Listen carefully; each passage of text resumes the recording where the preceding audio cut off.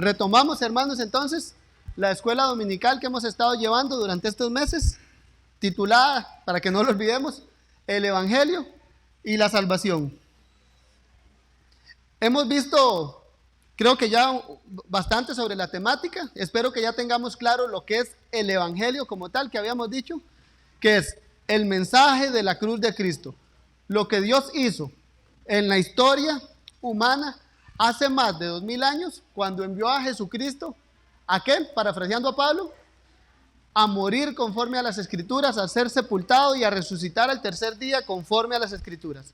Y vimos que ese mensaje, que es un mensaje simple de que un hombre murió crucificado, es el mensaje que Pablo lo define como poder de Dios para salvación.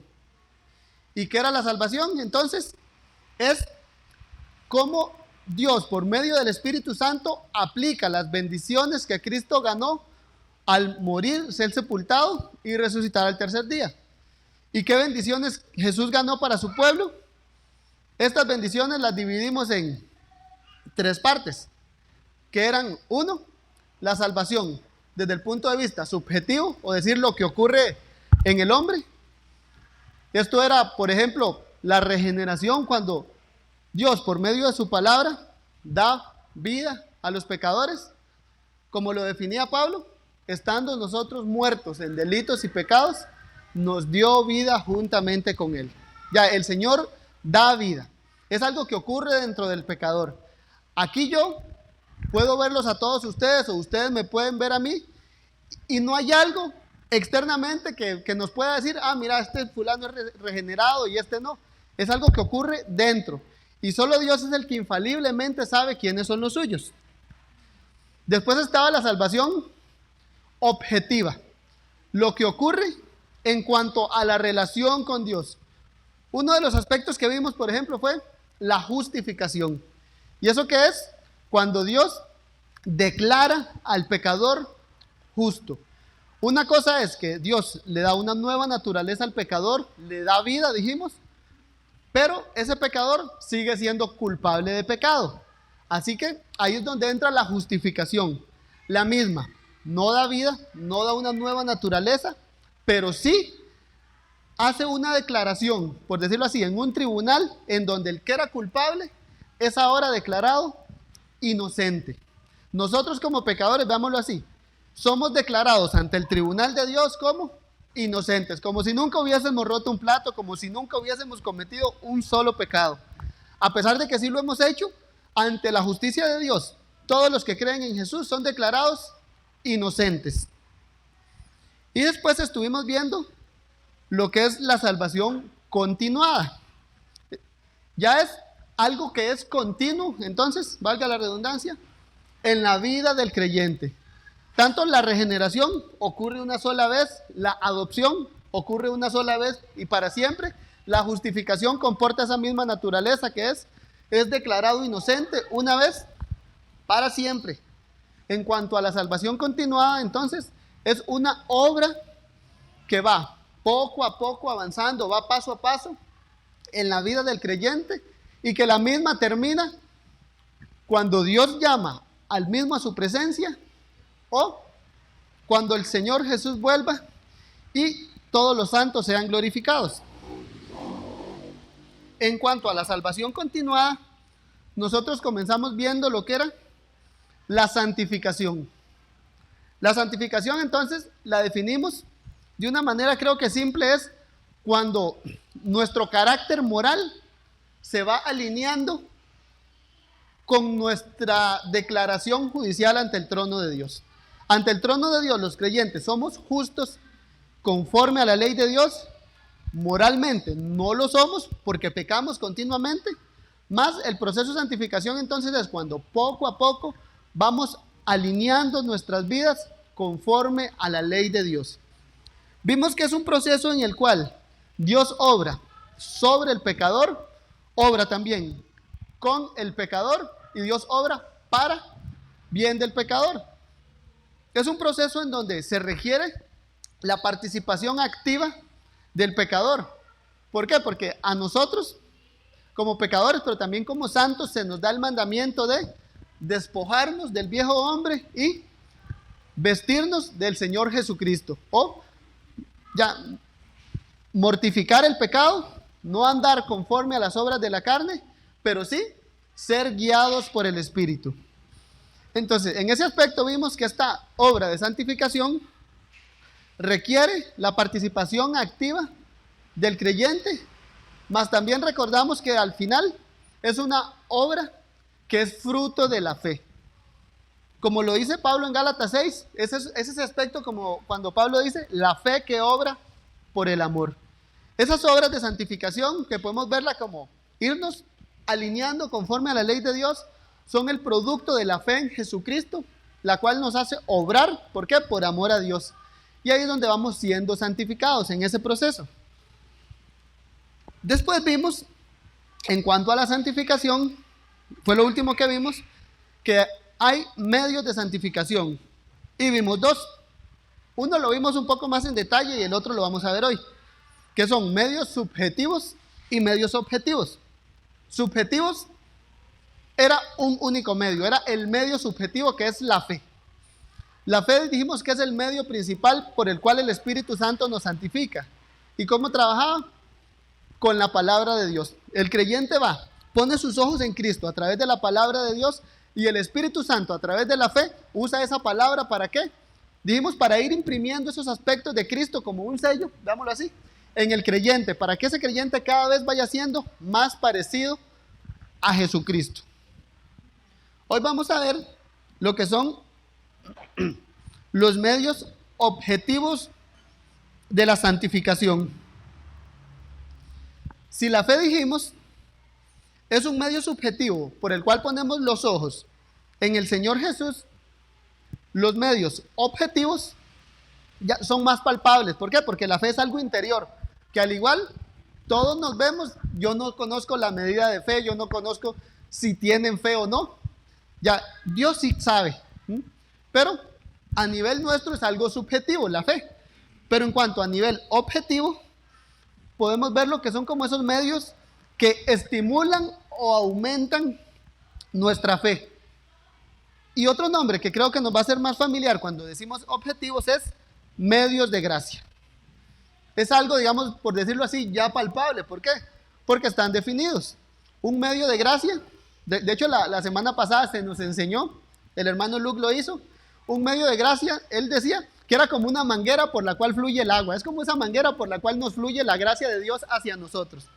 ¿Y cuáles son? Por citar algunos. No es una lista exhaustiva. La oración es un medio de gracia. ¿Por qué? Porque la gracia de Dios viene a nosotros.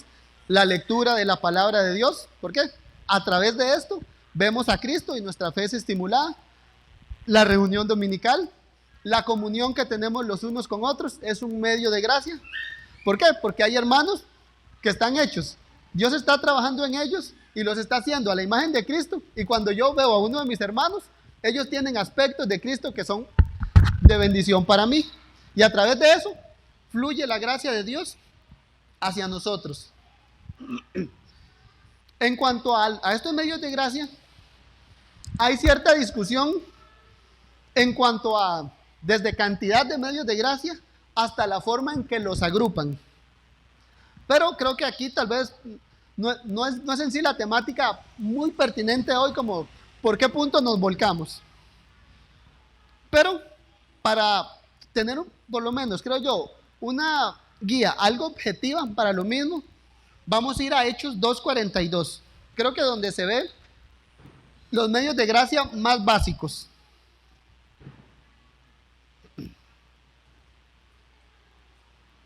Hechos 2:42.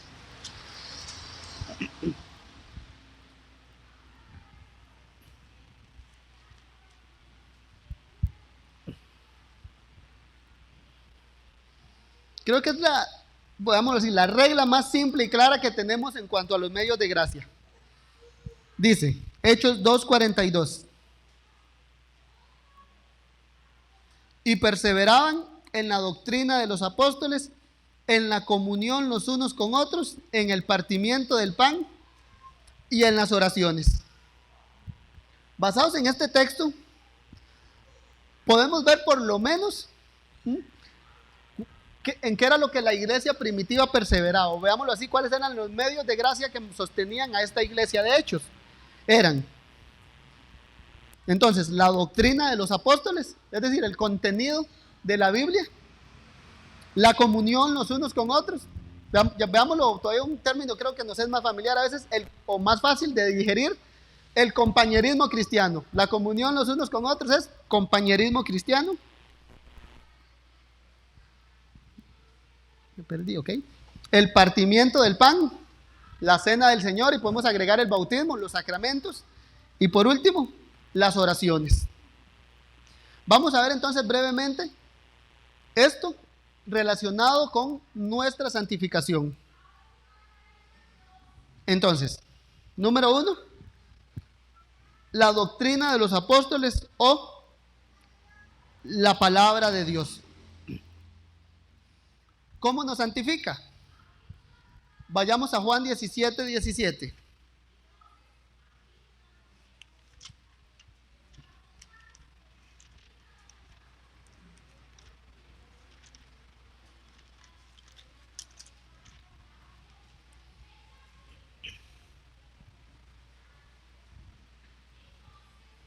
Dice, y perseveraban en la doctrina de los apóstoles. Veámoslo así. Esta narrativa de Lucas es como la evidencia de que la oración de Jesús en Juan 17:17 fue contestada. Jesús oró así, dice, santifícalos en tu verdad, tu palabra es verdad. Jesús oró al Padre, ¿para qué? Para que la iglesia fuera santificada por medio de la palabra de Dios, de tu verdad, le dice. Entonces, ¿qué es lo que estamos diciendo aquí? Perseveraban en la doctrina de los apóstoles. Una iglesia que persevera en la doctrina de los apóstoles, que persevera en la enseñanza bíblica, está siendo santificada. ¿Por qué? Porque es la petición de Jesús al Padre. Ya el Espíritu Santo usa la palabra de Dios para que la iglesia sea purificada, para que el nuevo hombre sea vivificado en medio de su pueblo, para que cada día el viejo Adán vaya muriendo más y el nuevo hombre que está en nosotros vaya saliendo más a luz, para que esas cualidades de Cristo cada vez en nosotros sean más evidentes. De hecho, creo que es un pasaje ya casi que nos deberíamos saber de memoria, particularmente como protestantes, 2 Timoteo 3:16, que dice, toda la escritura es inspirada por Dios y útil ¿para qué? Para enseñar, para redarguir, para corregir, para instruir en justicia, a fin de que el hombre de Dios sea perfecto, enteramente preparado para toda buena obra. Para toda buena obra. Es decir, veámoslo así como se complementa. Santifícalos en tu verdad, tu palabra es verdad, y el Señor nos da su palabra ¿para qué?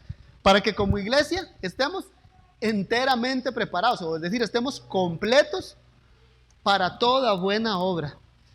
La palabra de Dios, veámoslo así, es ese instrumento entonces por el cual la obra de redención continúa en nosotros.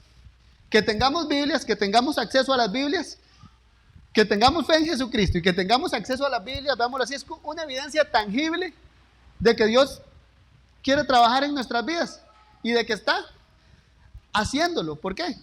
Santifícalos en tu verdad. Y tenemos acceso a esa verdad de Dios, mis estimados. La verdad de Dios, de hecho, Pablo la llama como la espada del Espíritu Santo.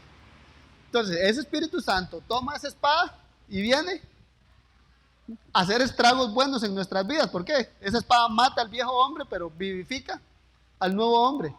Y así vamos siendo santificados. Veamos la confianza que tenía Pablo en esto. Vayamos a Hechos 20:32.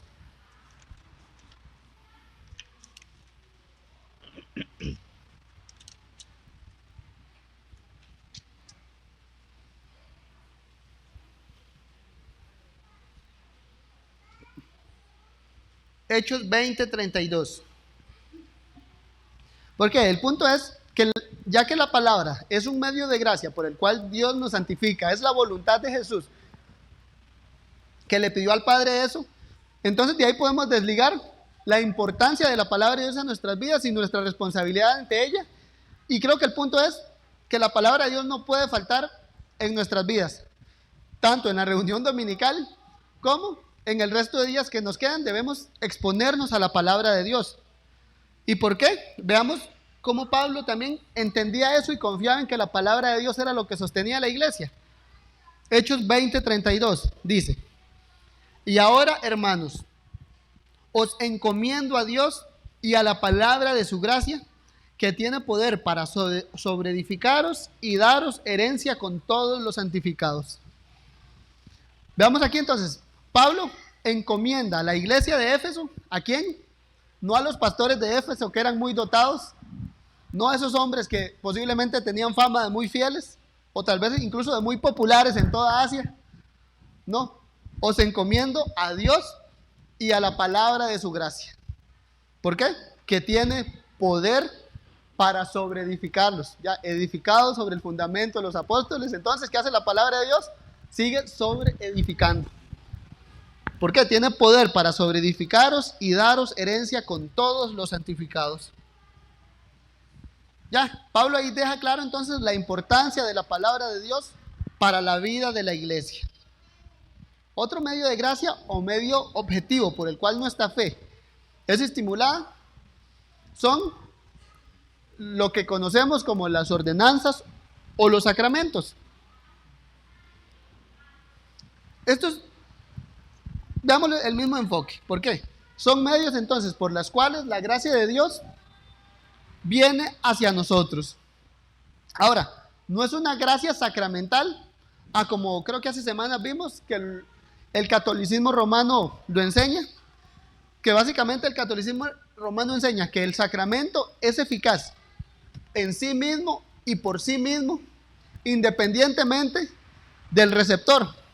Es decir, la gracia, veámoslo así, la gracia bautismal que afirma Roma es que alguien es bautizado y esa agua tiene ese poder para lavar sus pecados, independientemente si la otra persona tiene o no fe en Jesucristo. Ya recibió agua y fue lavado. Nosotros entendemos que los sacramentos sí son un medio de gracia, no por sí mismos, más sí están, veámoslo aquí, veámoslo así, debajo de la palabra de Dios. Por ende, la gracia de los sacramentos fluye en cuanto a siempre estén debajo de la palabra de Dios. Ya después lo vamos a ver un poco más en detalle. Pero primero, ¿cómo definiríamos esto? Un sacramento. Una de las definiciones que creo que son más simples es la palabra de Dios simbolizada. Como por ejemplo, veámoslo con el pacto con Noé. Ahí hubo un sacramento y el símbolo de ese sacramento era el arco iris. Cuando Noé veía el arco iris, ahí tenía la palabra de Dios simbolizada. ¿Que qué? No volveré a destruir más la tierra. Cada vez que Noé veía el arco iris, eso traía gracia a él. ¿Por qué? Porque estaba sujeto a la palabra de Dios que Dios había dicho: no volveré a traer diluvio sobre la tierra. Para otros era simplemente, y mira qué bonito un arco iris, no lo señale porque se desaparece, pero de ahí no fluía, no fluía una bendición de Dios hacia los mismos. ¿Por qué? Porque ellos no sabían el contenido de la palabra de Dios que era esa señal. Así podemos decir igual con el bautismo y con la cena del Señor. Para unos que están tal vez fuera del contexto cristiano, ¿qué es? Un hombre mojándose y ya. La cena del Señor, mira qué bonito, pan y vino. Y ya. Eso no comunica gracia, pero a los cristianos, ¿cómo les comunica gracia? Porque saben que hay una palabra de la promesa de Dios vinculada a esos elementos. Nuestra confesión de fe lo dice así. En cuanto a los sacramentos, son ordenanzas que han sido positiva y soberanamente instituidas por el Señor Jesús, el único legislador, para que continúen en su iglesia hasta el fin del mundo. Nuestra confesión en cuanto a esto deja algo claro. Uno, que son ordenanzas que fueron instituidas positivamente. ¿Qué quiere decir con positivamente? Que la misma son dadas de manera, valga la redundancia, positiva en un contexto particular, que es el nuevo pacto para miembros del nuevo pacto. y otra es su continuidad. Ya que estamos viendo la salvación continuada, nuestra confesión deja claro que las mismas continúan hasta cuando este siglo llegue a su fin. Vayamos a 1 Corintios 11, 25, 26.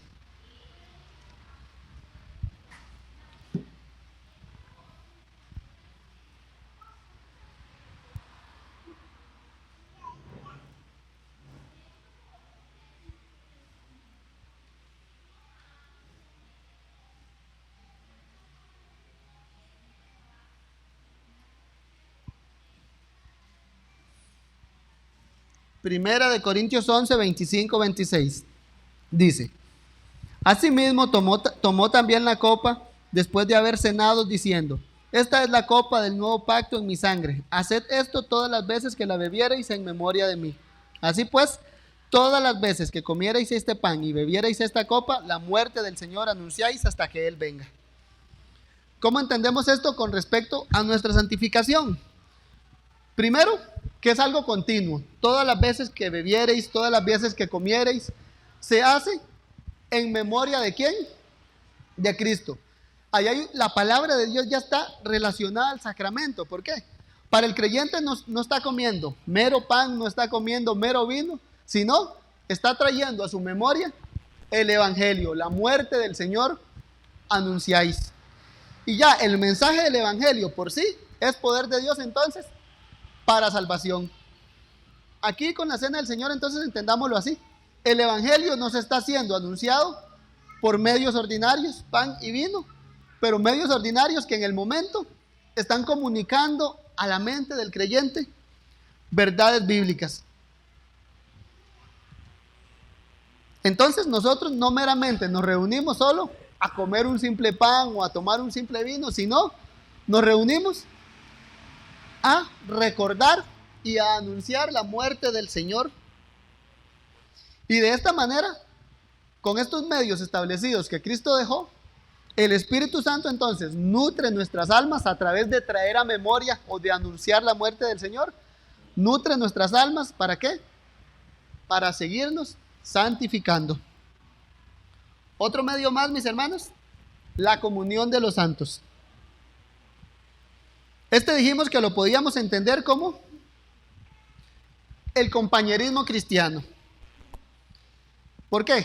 ¿Cómo funciona el medio de gracia? El vernos, el hablarnos, el exhortarnos los unos a los otros, el animarnos, todo lo que hacemos cuando estamos juntos. Es ahí entonces que estamos teniendo comunión, que estamos teniendo compañerismo. Ahora, no es como cualquier otro compañerismo. ¿Por qué? Porque hay un punto, hay un eje central en ese compañerismo y es el Señor Jesucristo. Y todo gira en torno a eso. Ahí está el Señor Jesucristo en medio de los creyentes y ahí estamos todos. ¿Por qué? Porque tenemos fe en el mismo Señor y por ende, en alguna medida todos nos vamos a exhortar, nos vamos a animar los unos con otros y es algo que naturalmente va a salir. Vamos a poder, vámonos así mis hermanos, estar hablando de cualquier X tema, no sé, de fútbol, de lo que sea, de tenis, no sé, imagínense ustedes, algo que les gusta mucho hablar, pero de una u otra manera, algo de Cristo va a haber ahí. ¿Por qué? Porque es lo que está en el creyente. Incluso cuando se reúnen, vámonos así, a jugar fútbol, no es lo mismo cuando se reúnen incrédulos a jugar fútbol que cuando están jugando fútbol entre creyentes. ¿Por qué? Hay ese compañerismo cristiano. Hay esos que son de la misma familia de la fe. Y la iglesia primitiva, como lo vemos, perseveraba en eso. ¿Por qué? Por ese vínculo que tenían en Cristo Jesús. Vayamos a Hebreos 10, versos 24 y 25.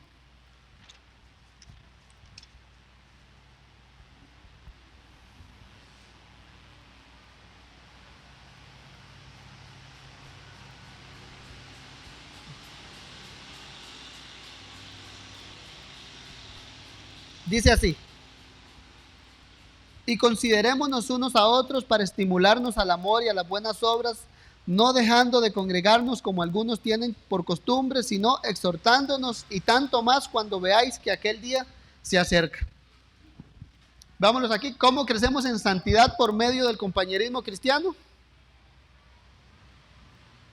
Considerándonos unos a otros para estimularnos al amor, a las buenas obras, exhortándonos. Ya, aquí, dámoslo así. Estos se reunían a eso, a estimularse al amor y a las buenas obras. Una de las cosas que siempre nos decía el hermano Alexander era que estimularse era como punzarlo, como que alguien anda con un gancho y lo punza para que se espabile al amor y a las buenas obras. Ya, y esta comunión de los santos también, hermanos, bien entendida, también ¿a qué nos ayuda? A evitar los errores del catolicismo romano. ¿Por qué? Primero porque el catolicismo romano entiende la comunión de los santos como eso de yo le puedo orar a los que ya murieron. Eso es lo que ellos llaman básicamente la comunión de los santos. Y segundo, porque en el catolicismo romano, el mayor dispensador de gracia es el clero romano, ya es el obispo, los sacerdotes, veámoslo así, son los que se paran en el púlpito. Ese es el mayor dispensador de la gracia, el que ministra el sacramento. En cambio, cuando vemos aquí, estimúlense unos a otros al amor y a las buenas obras. Ya, todos los creyentes son dispensadores de la gracia de Dios en alguna medida. ¿Por qué? Porque el Espíritu Santo ha dado dones soberanamente a cada uno de nosotros. ¿Para qué? Para que los dones que yo no tengo y que me hacen falta y que los necesito me sean suplidos por ustedes y viceversa. Y así todos como un solo cuerpo vamos siendo sobreedificados y santificados. Y por último, para terminar, está la oración. Y es otra forma en que la gracia de Dios viene a nosotros. ¿Por qué? Veámoslo así, primero porque oramos en el Espíritu Santo. El Salmo 4:3 dice: Jehová oirá cuando yo a él clamare. Tenemos la gracia de que somos escuchados por el Señor. Y tenemos, veámoslo así, hermanos, esta maravillosa verdad es que Dios usa la oración como uno de los principales medios por el cual Él ejecuta su voluntad. Nosotros cuando oramos, espero que lo tengamos claro, no lo hacemos con el fin de cambiar la voluntad de Dios. Pero sí, Dios, cuando oramos, Él ejecuta su voluntad. Ya, cuando nuestras oraciones están alineadas a la voluntad de Dios, Él dice amén y ejecuta su voluntad. Por ejemplo, cuando pedimos que nuestras vidas sean alineadas a la voluntad de Dios, cuando pedimos por razones santas, justas y buenas. Incluso veamos los casos, no sé si han escuchado a Agustín de Hipona o conocido como San Agustín. Él dice que Dios escuchó las tantas oraciones de su madre para salvación de él. Y ya después uno lo ve, uno dice, mira, sí, ya que Dios usó las oraciones de esta mujer para efectuar lo que él ya tenía decretado desde la eternidad, que era que Agustín conociera el Evangelio. Y él usó como medio las oraciones de su madre. Y en ese sentido, oremos por la santificación de nuestra iglesia. ¿Por qué? Porque es la voluntad de Jesús, porque es el medio por el cual Dios va a ejecutar su santo decreto con respecto a su pueblo. Dios ha decretado que crezcamos en santidad. Es la voluntad de Dios. Así que la oración como medio de gracia es ese medio por el cual Dios va a llevar a cabo entonces esa voluntad. El Catecismo de Heidelberg nos dice la importancia de la oración en los cristianos. Dice, ¿por qué los cristianos necesitan la oración? Porque es la parte principal de la gratitud de Dios. Es la parte principal que la gratitud de Dios requiere de nosotros, también porque Dios solo les dará su gracia y su Espíritu Santo a los que con deseo sincero se lo piden continuamente dándole gracias. Estamos aquí, ya el Señor nos llena de su Espíritu Santo, dice. ¿A quiénes? A los que continuamente se lo piden. ¿Y por qué? Porque el Espíritu Santo es algo que necesitamos todos. Romanos 8, 26, 27, lo leo para ustedes, dice así. Y de igual manera el Espíritu nos ayuda en nuestra debilidad, pues, ¿qué hemos de pedir como conviene? No lo sabemos. Pero el Espíritu mismo intercede por nosotros con gemidos indecibles, mas el que escudriña los corazones sabe cuál es la intención del Espíritu, porque conforme a la voluntad de Dios intercede por los santos. Dice, el Espíritu mismo intercede por nosotros con gemidos indecibles. ¿Y por qué? Porque al final intercede conforme a la voluntad de Dios, intercede por los santos conforme a la voluntad de Dios. ¿Qué es lo que quiero que entendamos? Que por medio de la oración somos llenos del Espíritu Santo. ¿Para qué? Para que oremos más. Y ya eso, orar más, estoy siendo más santificado. Tengo más del Espíritu Santo, estoy siendo más santificado. Entonces, con esto, mis hermanos, lo que quiero que ya para terminar es que tengamos en cuenta que los medios de gracia son de vital importancia en la vida de los cristianos. Así que no los descuidemos. Así que veámoslo así. Los medios de gracia son entonces para que nuestra santificación vaya siendo progresiva, para que vaya avanzando, veámoslo así, de gloria en gloria, que vayamos subiendo a ese escalón. Hay otros que van a dar pasos más grandes que uno en ese escalón, pero todos vamos ahí. Yo mismo tal vez no puedo notar cuánto yo he subido en ese escalón, y si todos nos vemos a nosotros mismos, creo que vamos a ser del mismo parecer, pero si descuidamos los medios de gracia, creo que sí vamos a notar un receso. ¿Qué tanto va a sufrir el retraso de santificación en nuestras vidas cuando descuidamos los medios de gracia? Así que para terminar esta clase, lo que quiero es, mis hermanos, que tengamos claro, no descuidemos los medios de gracia. Y sería por hoy, mis estimados. Si tienen dudas o alguna consulta, no duden en acercarse.